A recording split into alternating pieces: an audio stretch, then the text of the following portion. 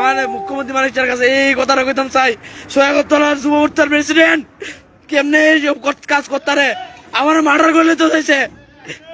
তোমরা এটা বিবেচনা করো, কালকে আমি মানুষের কাছে যাবো, দেহ মিটার বিচার পাই কিনা বিজেপি গভর্নমেন্টের কাছে। এই সৈয়দতলা যুব মোর্চার প্রেসিডেন্ট বানাইছে একটা সন্ত্রাসী।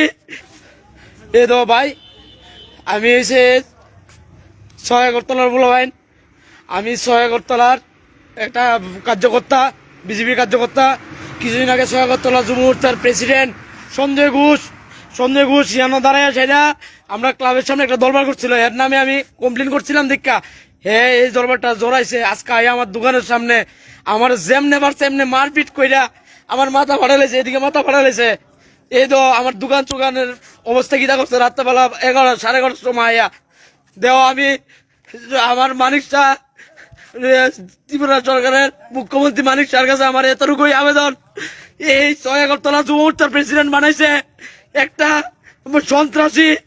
বিজেপির 18 আগের কার্যকর্তারে এইভাবে মারে, আমার শেয়ার টেয়ার দোকানের সবকিছু ভেঙে ফেলাই দিছে। এই দেখো তোমরা, হ্যাঁ বলে সৈয়দতলা যুব মোর্চার প্রেসিডেন্ট, হ্যাঁ আজকে এমন করে এমন আমার মাইরা এবার লাল বাহাদুরের গুন্ডা লইছে, কুডু এর নাম বলে চিকন, হে গুন্ডারে আইনা এদিকে এইভাবে আমার ধ্বংস করছে, আমার দোকান ভাঙ্গা সুরমার করে লাইছে, লাইট মাইট ভাঙ্গে শেষ করেছে। ওই তো আমার কিতা করছে, আমার কাবাবের যা আছে মেশিন সবকিছু ভাঙ্গে সুরমার করে লাইছে, আমার দেহ এইভাবে মারছে, এদিকে মাথা ফাড়া লাইছে, পিছন দিকে মাথা ফাড়া লাইছে। এ আয়া হে কহে বলে কেডা, হে বলে মস্তান, ইভেন কি ভাবিয়া দত্তর পর্যন্ত লইয়া ভাবিয়া দত্তরে দেহ ভাবি তুই আমার নামে কমপ্লেন করছস, আজকে এমন অবস্থা করছে।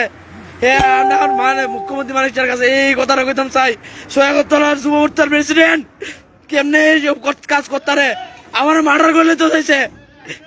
তোমরা এটা বিবেচনা করো, কালকে আমি মানুষের কাছে যাবো, দেহ মিটার বিচার পাই কিনা বিজেপি গভর্নমেন্টের কাছে। কর্মফল ভুগতেই হবে, কর্মফল ভুগতে হবে, কেউ পৃথিবীতে আটকাতে পারবে না।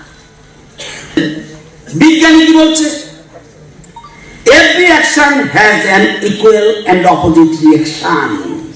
আপনি যা করবেন, আমিও আপনার যা করব, আমার সরকার যদি উল্টা পাল্টা করে ইকুয়াল রিয়াকশন আসবে। আপনাদেরকে বলছি ইচ্ছা করে রেকর্ড করেন, গীতা বলছে কর্মফল ভুগতে হবে, গীতার কথা।